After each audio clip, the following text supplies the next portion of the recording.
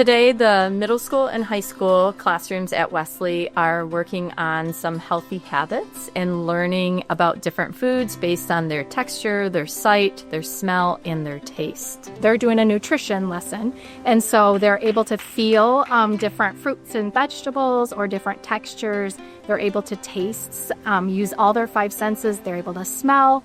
They're able to hear some different sounds like breaking of pasta, and then they get to communicate about it if they've liked it or if they don't like it, if it was a big sound or a little sound. So it's just a super exciting way for them to be able to take part in their everyday things that they might eat or feel or see or smell. So many of the students were able to use spoken language to say whether it was good or it was bad. We had some 2 thumbs up, that they liked it, that they didn't like it, using words and phrases and sentences. Some of our friends were able to select whether they liked it or not and then put it into a sentence. And some of our friends were able to access more of a high-tech communication system to say, I like it or I don't like it. They were able to use some extra vocabulary to describe whether it was squishy or whether it felt soft or slimy or hot or cold.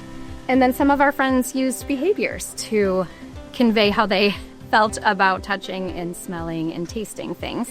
I am excited today because I am getting to watch the students really start taking control of their learning, and they're getting to explore and get to just really experience things in a different way. So this is very hands-on and very sensory focused, and their smiles are just showing us how much fun they're having. I think just the engagement from the students was really encouraging, and I was really surprised by how brave they were in approaching all the different sensory experiences, which can feel really overwhelming, but that they were really willing to just jump in and give it a try.